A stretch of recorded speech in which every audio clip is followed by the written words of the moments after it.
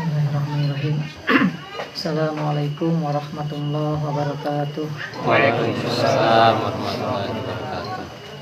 Alhamdulillah hamdan katsiran thayyiban mubarakan fi kama yuhibbu rabbuna wa yarda. Asyhadu an la ilaha illallah wahdahu la syarika lah wa asyhadu anna Muhammadan abduhu wa rasuluh sallallahu alaihi wasallam tasliman katsiran amma ba'du. Rekan-rekan semuanya yang semoga dirahmati Allah Subhanahu wa taala, baik yang ada di Masjid Al-Mahdi di Tanah Uzzah ataupun rekan-rekan semuanya yang ada di rumah. Alhamdulillah, senantiasa kita panjatkan puji syukur kepada Allah Subhanahu wa taala yang telah memberikan kepada kita, mengaruniakan kepada kita berbagai macam kenikmatan. Di antara nikmat yang tak kalah pentingnya yaitu nikmat waktu luang dan kesehatan. Sebagaimana Rasulullah SAW menyatakan dalam sabdanya, nikmatan maghmunun fi katsirun minas asyhar wal farad. Dua kenikmatan yang kebanyakan manusia terlalaikannya atau tertipu, yaitu nikmat sehat dan waktu luang. Memang demikian keadaannya. Banyak manusia tertipu dengan kenikmatan ini. Ketika mereka dikasih kenikmatan sehat, mereka pergunakan kesehatan tersebut, tidak bisa mempergunakan kesehatan tersebut dalam rangka untuk ketaatan kepada Allah. Mereka tersibukkan dengan perkara-perkara dunia, bahkan sampai perkara-perkara yang mendatangkan murkanya Allah Subhanahu wa taala. Begitu juga ketika mereka dikasih kesehatan atau dikasih nikmat waktu luang, mereka pun sama, tidak bisa memanfaatkan waktu luang yang Allah berikan berupa nikmat. Sehingga mereka pada waktu-waktu yang semestinya ada di tempat-tempat mulia seperti masjid, mereka ada di mal-mal atau di tempat yang lebih dari itu yang mendatangkan atau melanggar syariat seperti di tempat-tempat hiburan. Karena itu kita bersyukur ya, senantiasa kenikmatan itu harus kita jaga ya. Tentu kita pergunakan dalam rangka mencari ridhonya Allah Subhanahu wa taala dengan menempuh jalan-jalan yang bisa mendatangkan keridhaan Allah Subhanahu wa taala, yaitu dengan thalabul ilmi, dengan mentadabburi Al-Qur'an dan perkara-perkara yang lain. Yang itu semua insya Allah kalau kita niat ikhlas, insya Allah itu semua mendatangkan keridhaan Allah Subhanahu wa taala. Baik rekan-rekan semuanya, pada kesempatan kuliah sore ini kita masih melanjutkan materi kemarin, yaitu kita masih pada tantangan bagi umat akhir zaman. Di antaranya itu pada zaman sekarang banyak maksiat-maksiat ya, yang mereka bungkus, yang mereka kemas dengan berbagai macam penamaan, baik itu dengan adat, budaya ataupun kearifan lokal, hak asasi manusia. Padahal sejatinya hal tersebut adalah kemaksiatan. Dan kemarin kita sudah menyebutkan tentang definisi maksiat, baik secara bahasa ataupun secara istilah syariat. Ada yang masih ingat maksiat katanya diambil dari kata apa? Aso yaksi, membangkang atau melanggar. Adapun secara istilah yaitu Pak Widodo kemarin, maksiat secara istilah syariat. Maksiat Ya. setiap perbuatan seorang berkalah yang menyelisihi atau melanggar perintah Allah dan Rasulnya, baik berupa meninggalkan kewajiban atau melakukan hal yang dilarang dengan pilihan dan kesengajaan. Kalau fi mumtaz, jazakallahu. Itu adalah definisi maksiat. Dan kemarin maksiat ya, bisa mencakup dari perkara-perkara lisan, ya, perbuatan badan, hati, dan juga keyakinan. Sehingga para ulama mengklasifikasikan maksiat menjadi dua, yaitu maksiat yang masuk kepada dosa-dosa besar, al-kabair. Di antaranya kemarin kita sudah sebutkan beberapa dosa besar. Mas Anto, yang kemarin apa aja di antara dosa-dosa besar? Syirikan, Terus membunuh apa? Membunuh nyamuk, membunuh manusia membunuh sama manusia, membunuh jiwa ya. Pak. Terus Terus berzina, ya, oh iya, kepada orang tua. ya. Nah ini ya, coba, oh ini belum ada. itu dosa-dosa besar ya. Kita masih ada beberapa lagi nih, 2 lagi atau 3 ya. Nanti setelah itu baru kita masuk pada normalisasi maksiat, yang mana dosa-dosa besar tersebut dibungkus oleh berbagai macam penamaan sehingga seperti bukan maksiat, padahal itu kan dosa besar ya. Kita harus kemudian dosa selanjutnya yang termasuk dosa besar yaitu mencuri ya. Mencuri, kalau bahasa Jawanya apa Mas Oji? Maling. Nyolong. Nyolong ayam. Minjem dari bulan. Minjem ya. Gosok. Dan ini sebagaimana disebutkan di dalam surat Al-Maidah ayat 38 tentang dalil bahwasanya mencuri termasuk di antara dosa besar. Wa a'udzubillahi minasyaitonirrajim. Wasariqu wasariqatu faqta'u aydiyahuma jazaa'an bima kasaba nakalan minallah wallahu azizun hakim. Laki-laki yang mencuri dan perempuan yang mencuri, maka potonglah kedua tangannya sebagai balasan atas perbuatan mereka dan sebagai peringatan dari Allah. Allah Maha Perkasa, Maha Bijaksana. Di sini hukumannya yaitu berupa hudud di dunia, yaitu dengan dipotong tangan, menunjukkan bahwasanya mencuri merupakan termasuk dari dosa-dosa besar. Begitu juga di dalam hadis yang masih hadis kemarin ya, lanjutan dari hadis tentang orang berzina ya, bahwasanya la yazani zani hina yazni wa huwa mu'min wa la yasriqu sari hina yasraqu wa huwa mu'min. Tidaklah seorang pezina itu berzina sedangkan dia dalam keadaan beriman. Artinya ketika dia berzina ya imannya lemah ataupun bahkan hilang gitu ya, terbang ya. Dan seorang pencuri pun demikian ya, menunjukkan bahwasanya ini pencuri termasuk dosa besar. Jadi ketika seorang sedang melakukan mencuri berarti keimanannya sedang lemah ataupun keimanannya sedang lenyap, tapi tidak lenyap keluar dari status keislamannya seperti itu. Sehingga dosa-dosa ini tidak menjadikan pelakunya kekal di neraka. Tetapi ini adalah peringatan yang besar. Ya, bahwasanya dosa tersebut adalah dosa besar. Dan kenapa mencuri dikatakan termasuk dosa besar? Karena Allah tetapkan hukuman tegas ya, bagi para pencuri, baik itu laki-laki atau perempuan ya, dengan potong tangan ya, sebagai pelajaran bagi pelakunya ataupun orang lain ya. Seandainya sebuah negara ya diterapkan hukum-hukum Islam, insya Allah negara aman ya, tidak akan ada mencuri ya. Bahkan kalau tidak salah ya, dalam madhab Syafi'i ya, orang yang meninggalkan 1 sholat atau 2 sholat ya, itu dibunuh ya. Sementara negara kita mayoritas madhab Syafi'i ya, coba kalau diterapkannya kayaknya habis.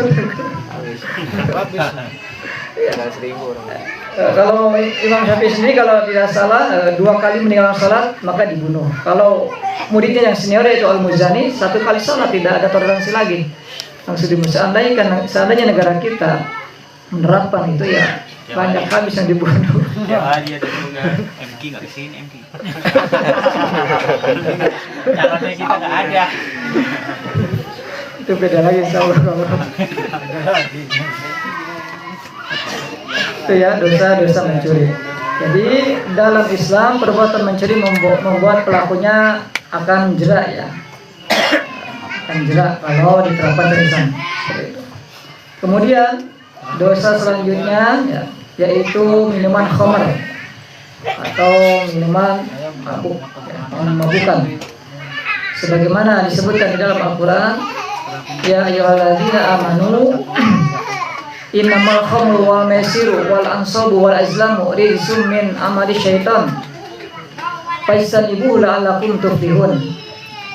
Wahai orang-orang yang beriman, sesungguhnya khamr, minuman keras ya, judi, berkorban untuk berhala ya, walaupun berkorbannya dengan seekor apa?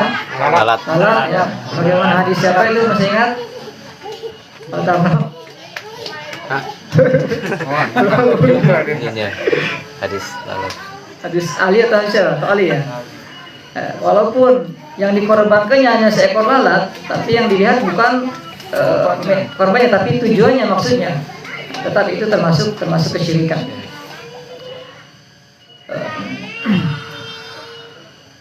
Berkorban untuk berhala dan mengundi nasib dengan anak panah adalah perbuatan keji dari amalan syaitan. Maka jauhilah perbuatan itu agar kamu beruntung.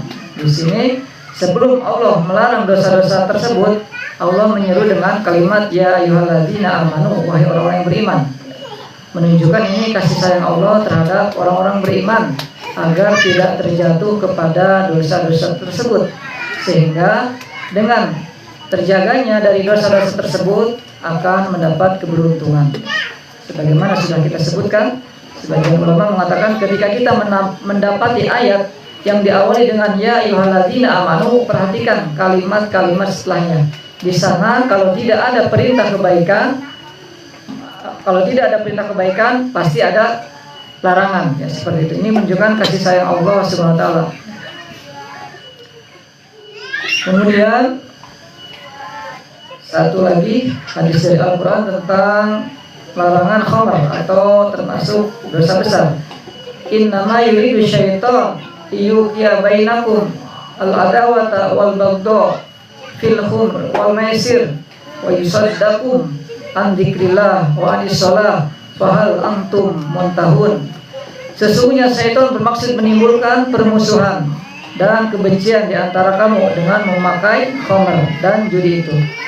Kadang tanpa itu pun setan akan terus menggembosi agar adanya permusuhan di antara sesama kaum muslimin, di antara sesama saudara kita. Bahkan di sana ada sebuah hadis bahwasanya setan itu ketika seseorang sudah bertauhid kepada Allah Subhanahu wa taala, mereka hampir putus asa untuk menggoda mereka karena mereka sudah bertauhid, tidak menyekutukan Allah. Apa langkah mereka? Mereka membuat permusuhan ya. Mereka membuat makar agar saudara-saudara ahlu tauhid ya, mereka bermusuhan dengan hal-hal sepele ya. Nah, oleh karena itu ini adalah tipu daya syaitan ya. Harus kita jaga ya, jangan sampai kita di sini terjerumus atau terjebak dengan tipu daya syaitan yang mendatangkan permusuhan di antara kita ya. Lebih-lebih kita di sini sudah satu frekuensi ya, dan juga taifah yang sedikit, maka wajib untuk senantiasa kita ta'awanu alal birri wa taqwa, senantiasa kita tolong menolong dalam kebajikan dan ketakwaan.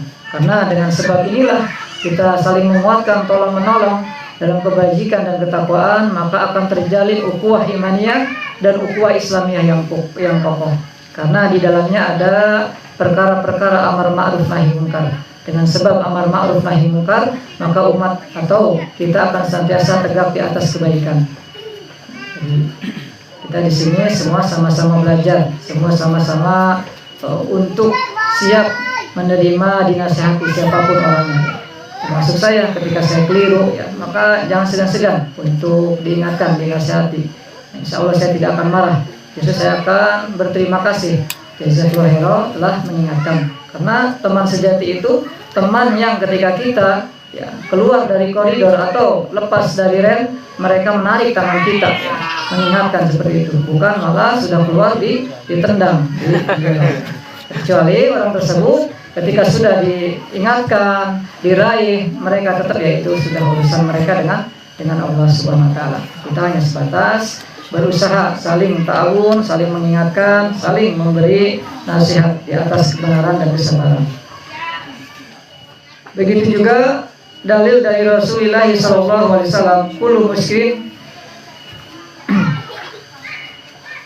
Umrin wa kullu khumurin haramun. Setiap yang memabukkan adalah khamr dan setiap khamr itu haram. Jadi segala yang memabukkan adalah khamr ya, walaupun namanya beda-beda ya. Apa kalau zaman sekarang namanya? Atau vodka ya, lain. Pokoknya walaupun namanya dengan berbagai macam nama merek ya. Tapi kalau memabukkan itu Omar, dan Omar itu haram. Seperti bir itu kalau tidak salah mereka menjiplak dari albir ya, kebaikan. Kalau tidak salah, alam saya lupa lagi. Tapi nggak tahu bir tulisannya di mana bir? BER. Bir. Rasulullah SAW ada satu lagi hadisnya, wa la'anallahu al-khumar wa syaribaha wa syakiha wa ba'iha wa mubata'iha wa asiriha wa mu'tasiriha wa hamilaha wal mahmulata ilaihi.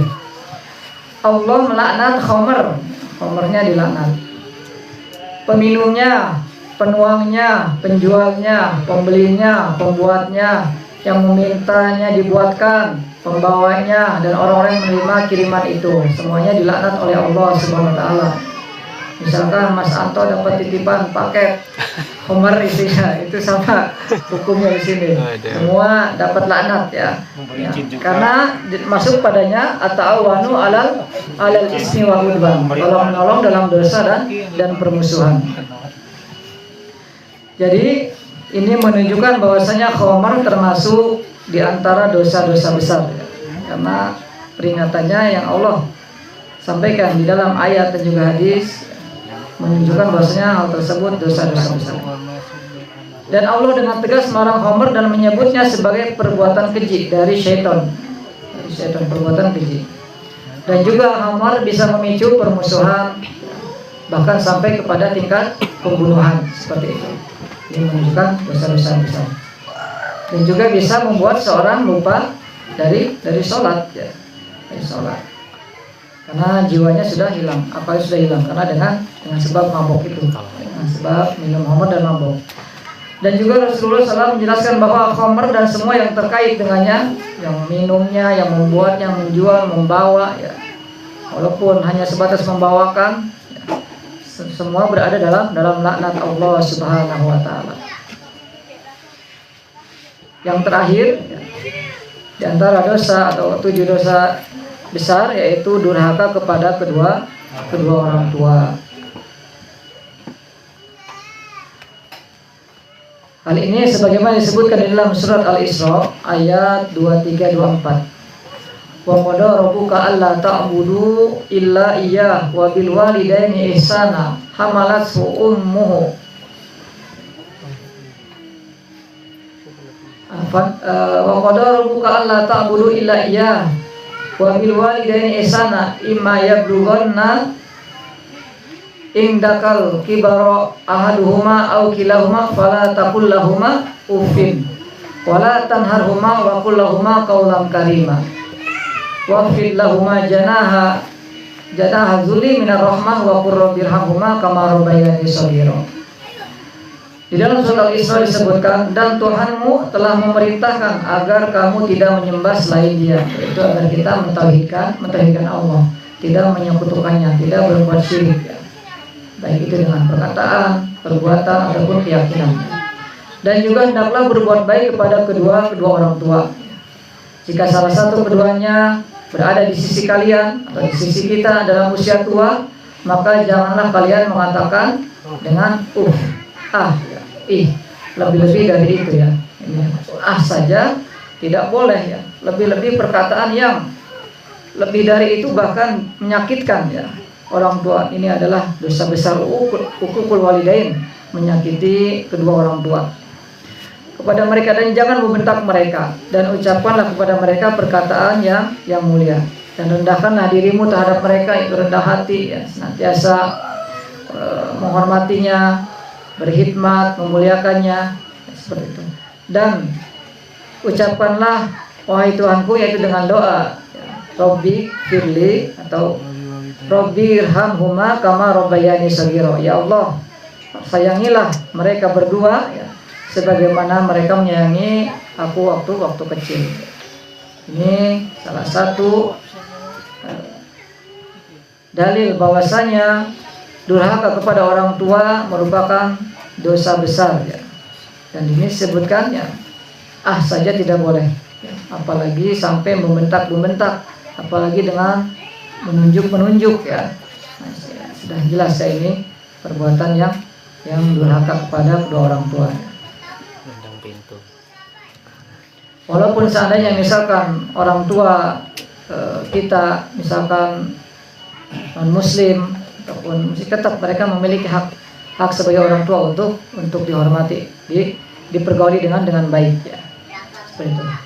Tetapi ketika mereka memerintahkan untuk berbuat kesyirikan atau perkara-perkara yang melanggar syariat, maka kita tidak boleh mengikutinya. Tapi kita tetap wajib untuk berpergaulinya dengan baik ya. Kita menolaknya dengan hujah ya, dengan nasihat seperti itu. Dan ini pun sebagaimana di dalam hadis Rasulullah SAW, akbarul kabair al-isyraku billah wa uququl walidain wa qatlun nafs wa syahadatuz zur. Dosa besar, di antara dosa besar yaitu menyekutukan Allah SWT dan juga menyakiti kedua orang tua, dan membunuh jiwa yang kemarin sudah kita sebutkan ya, membunuh jiwa tanpa sebab yang dibenarkan oleh syariat, dan juga memberikan persaksian palsu ya, syahadatuz zur, menyaksikan persaksian yang palsu ya, seperti itu. Ini adalah dosa besar, uququl walidain, menyakiti kedua orang tua. Dan ini pun sebagaimana hadis yang seperti kemarin, yang 3 golongan yang tidak akan Allah pandang ya, dan juga Allah tidak akan mensucikannya, dan juga Allah tidak berbicara. Ada 3 golongan kemarin, apa saja Mas Fatur masih ingat? 3 golongan yang Allah tidak akan mensucikannya, memandangnya, dan juga melihatnya kelak di yaumil kiamah.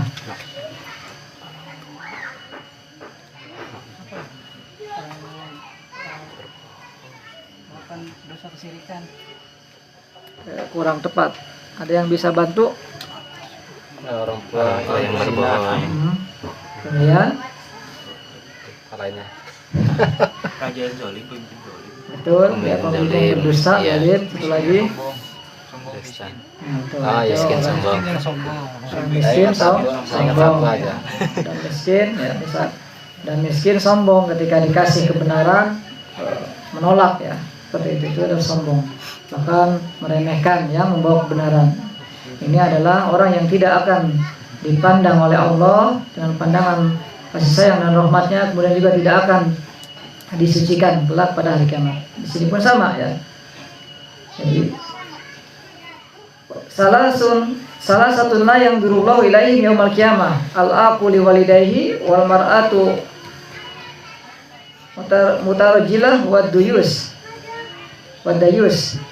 Ada 3 golongan yang Allah tidak akan memandang mereka pada hari kiamat, yaitu orang yang durhaka kepada kedua orang tua, terus wanita yang menyerupai laki-laki, yaitu tasyabuh birijal, ataupun dayus, yaitu dayus.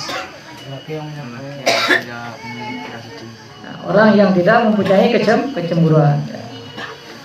Itu di antara dosa-dosa yang nanti kelak pada hari kiamat Allah tidak akan memandangnya, yaitu orang yang durhaka kepada kedua orang tua, wanita yang menyerupai laki-laki ya, baik dari penampilan ataupun perkataan dan seterusnya ya, menyerupai laki-laki ya.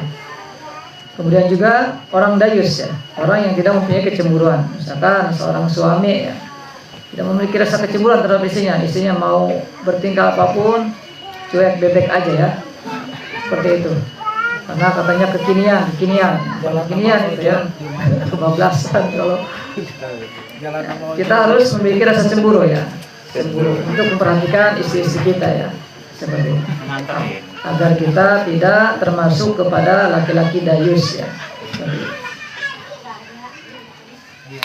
Itu diantara 7 dosa-dosa besar ya yang wajib untuk kita menjauhinya sejauh-jauhnya dan memperingatkan ya, keluarga kita, saudara kita, dan orang-orang dari dosa-dosa tersebut ya, agar tidak terjatuh kepada dosa besar tersebut.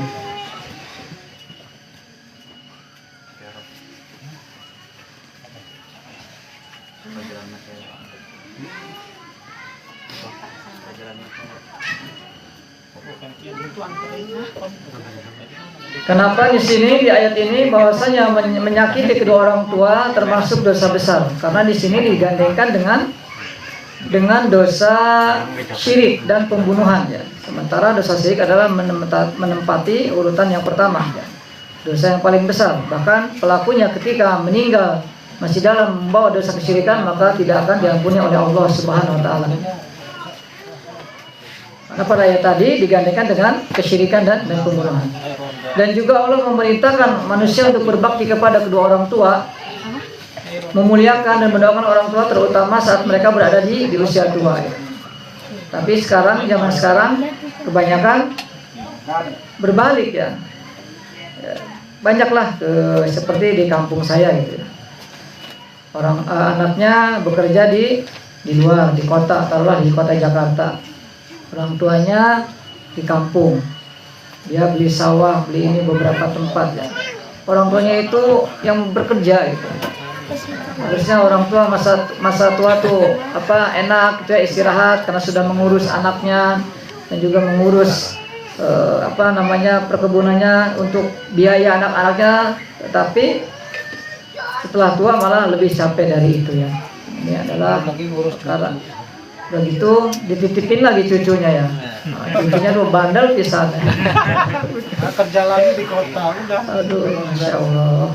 Banyak sekarang ya. Ya, ini adalah perkara-perkara yang memprihatinkan. Banyak itu. Jadi anaknya di kota berhasil usahanya membeli sawah, membeli kebun ya. Orang tuanya yang kerepotan. Seharusnya mereka di masa tua tenang, istirahat ya, ini malah dibebani dengan materi kekayaan. Bahkan anak-anaknya pun dititipkan seperti pembantu layaknya. Masyaallah sama ya. Usul aja enak. Iya. Bisa aja enak. Sama cucunya Bang. Rekan-rekanku semuanya yang semoga dirahmati oleh Allah Subhanahu wa taala. Itulah diantara klasifikasi dosa-dosa besar. Sebelum kita masuk ke klasifikasi kedua yaitu dosa-dosa kecil, kita akan sedikit masuk pada normalisasi maksiat atau normalisasi maksiat sebagai strategis iblis untuk menyerang umat dari dalam.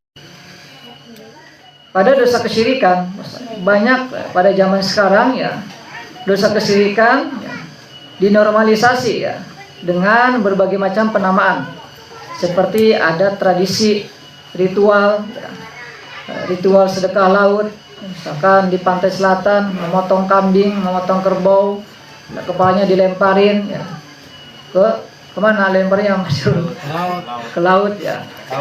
Dalam tujuan apa sih mereka? Agar terhindar ya, agar penghuninya yaitu Nyai Roro Kidul tidak marah ya, seperti itu. Ini adalah mereka anggap ritual sedekah laut ya.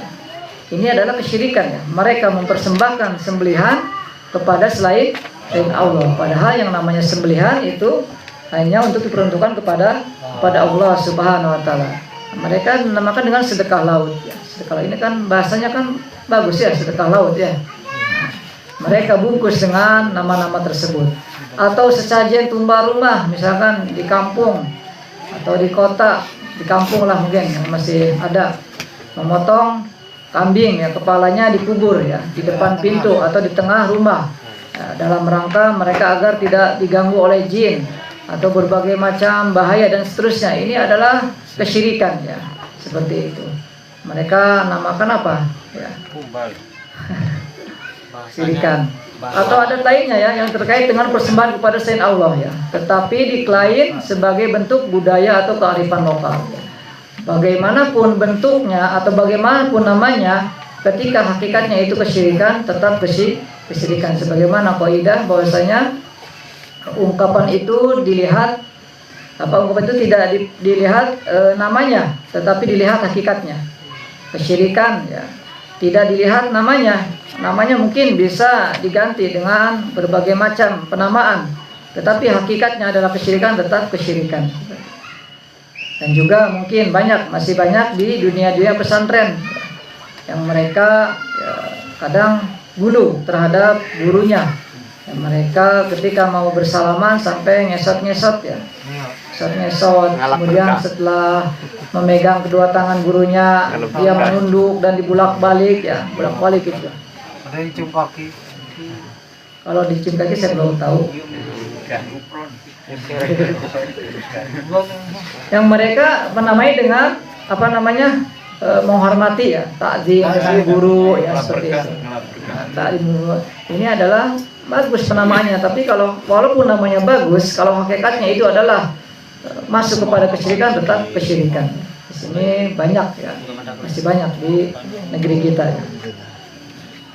Oleh karena itu kita alhamdulillah ya, Allah berikan pemahaman ini sehingga kita mengenal ya, mana kesyirikan ya, dan mana yang bukan kesyirikan ya.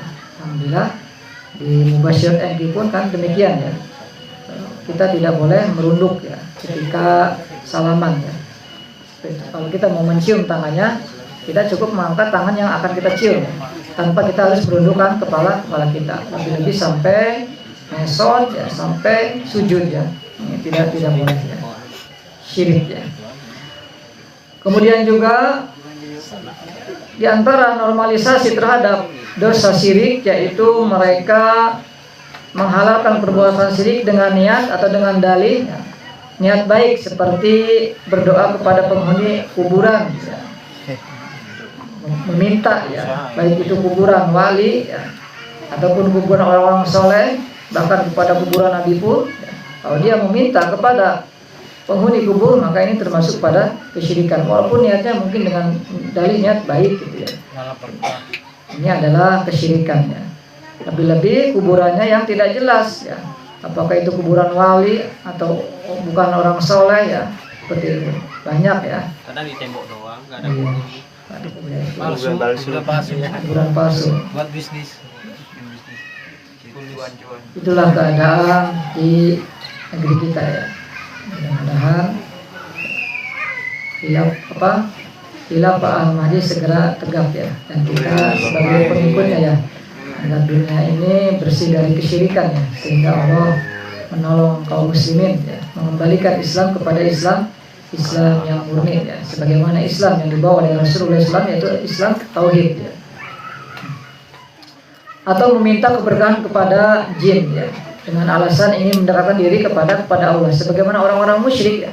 Mereka tidak ketika mereka ditanya, saya tidak menyembah berhala, saya tidak meminta berhala, akan tapi saya melakukan seperti ini dalam rangka untuk mendekatkan diri kepada Allah. Inilah hakikat kesyirikan, menjadikan wasilah ya berhala tersebut. Kalau di zaman sekarang ya bukan berhala tapi kuburan ya, seperti itu. Hanya beda penamaan saja, beda media saja. Hakikatnya kalau perilakunya sebagaimana orang-orang musyrik zaman dahulu, maka tetap kesyirikannya.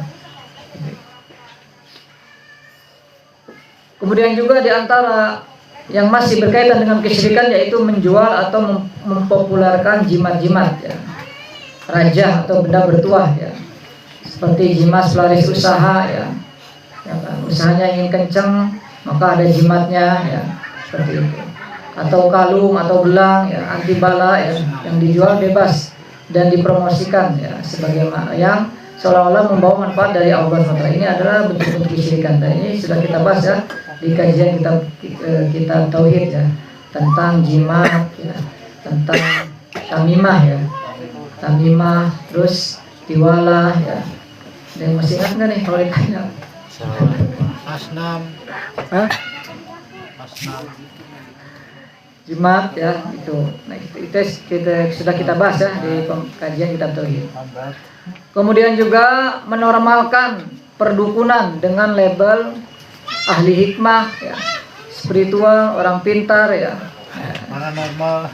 Seperti pengobatan alternatif ya. Hati-hati ya rekan-rekan ketika kita mau berobat, entah itu pijat atau apa, perhatikan ya caranya ya, mereka kaifiahnya.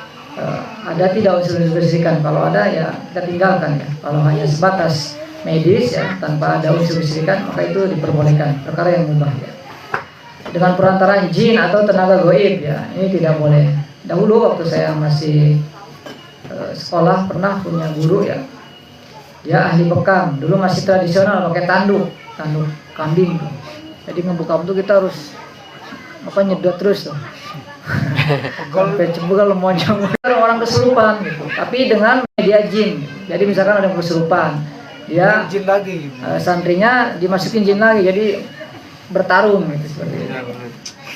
Ketika menggunakan jin. Ini adalah bentuk-bentuk kesyirikannya. Dia menolong atau membantu dengan perantaraan jin ya, seperti itu. Tidak dengan cara-cara yang disyariatkan oleh Rasulullah, yaitu dengan ruqyah atau bekam atau apalagi selain ruqyah dan bekam.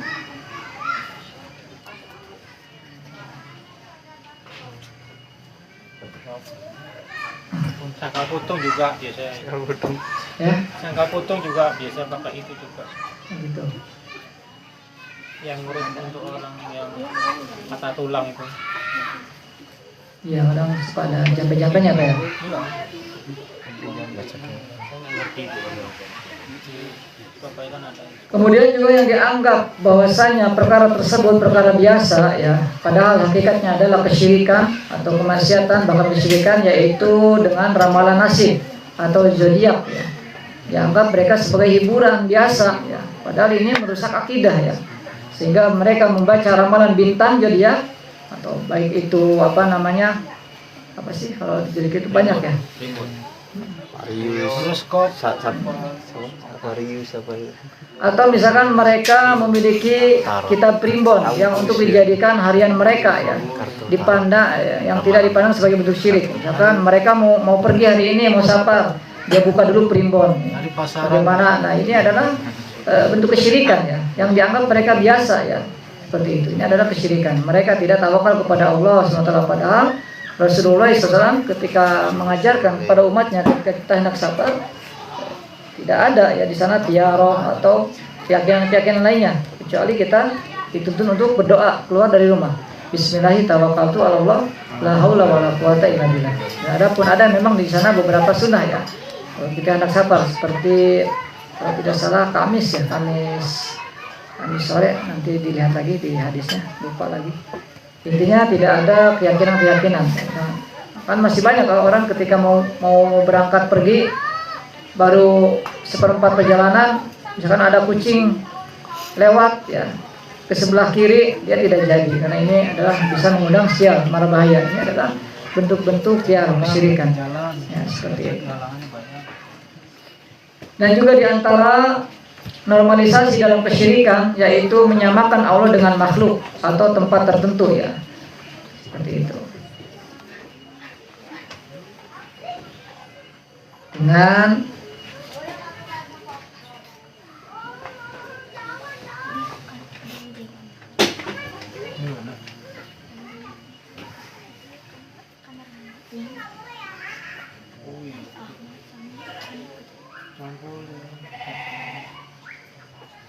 dan juga di antara normalisasi bentuk kesyirikan yaitu menyimpang dari tuntunan syariat Islam, seperti berdoa dengan menjadikan perantara mayat untuk makam tertentu untuk mengabulkan permintaan. Jadi bukan dengan tawasul yang diajarkan oleh Rasulullah SAW. Di antara tawasul yang disyariatkan oleh Rasulullah SAW ketika kita berdoa yaitu dengan memuji Allah, terus dengan nama-namanya, sifat-sifatnya yang maha indah ya, sebagaimana di Al-Quran, walillahi asmaul husna fad'uhu biha, dan milik Allah asmaul husna, nama-nama yang indah, fad'uhu biha, maka berdoalah kalian dengan asmaul husna tersebut. atau kemudian kita dengan membaca sholawat seperti itu ya. Bukan menjadikan mayat ya sebagai perantara ya, untuk mengabulkan permintaan ya, seperti itu. Dan juga diantara bentuk ya, yang dianggap bukan kesyirikan ya, mengangkat kesyirikan ke dalam karya seni ya, atau media ya, seperti drama, film, tontonan kartun ya, dan yang lainnya yang di dalamnya ada bentuk-bentuk kesyirikan ya. Seperti apa, Doraemon masuk nggak dalam kesyirikan? Masuk ya, banyak ya kartun-kartun yang meracuni akidah anak-anak kaum muslimin ya, seperti itu. Dragon Ball, Bimbo. Itu tidak sadar ya, dianggap oleh masyarakat kita hanya hiburan untuk anak-anak ya, padahal hakikatnya itu merusak akidah kaum muslimin, terusus anak-anak generasi Islam. Ini seperti itu ya. Bahkan kita pun ya kadang terlalai gitu ya, ketika misalkan anak kita main di saudara berkunjung, ternyata yang dikunjungnya sedang menonton itu anak kita ikut. Nah, kadang kita terlalaikan dari hal itu. Nah, sebaiknya kalau kita sudah mengetahui maka dicegah ya, dicegah, jangan menganggap sepele ya, seperti itu. Atau mengaitkan keberhasilan dengan benda atau makhluk, bukan dengan Allah ya. Beranggapan sukses usaha karena raja tertentu, jimat tertentu ya, ini jelas ya. Dan sudah kita bahas ya masalah ini, masalah di dalam hukum sebab akibat. Bahwasanya ketika kita mau menjadikan sebab ada 3 poin yang harus kita ilmui ya. Yang pertama, ada yang masih ingat bagaimana mengilmui tentang sebab agar kita tidak terjatuh kepada kesyirikan? Ada yang masih ingat?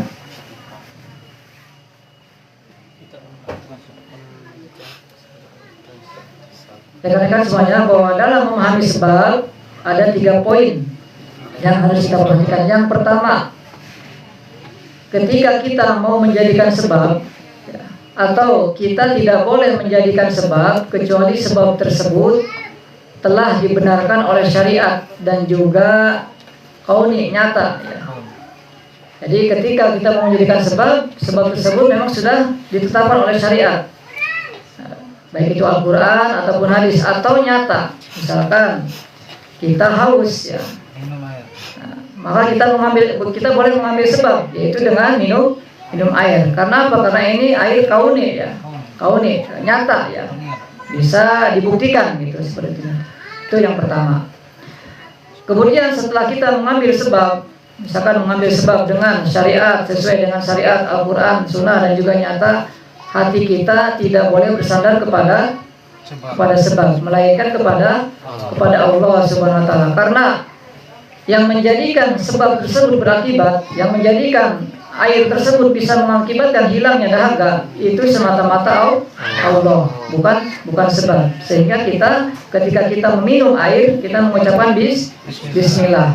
Ketika setelah minum kita mengucapkan alhamdulillah, memuji Allah. Karena yang mengakibatkan air tersebut bisa berakibat menghilangkan haus hanya Allah. Air itu hanya sebagai sebab. Itu poin kedua. Jadi hati kita harus bergantung kepada Allah ya, bukan kepada sebab tersebut.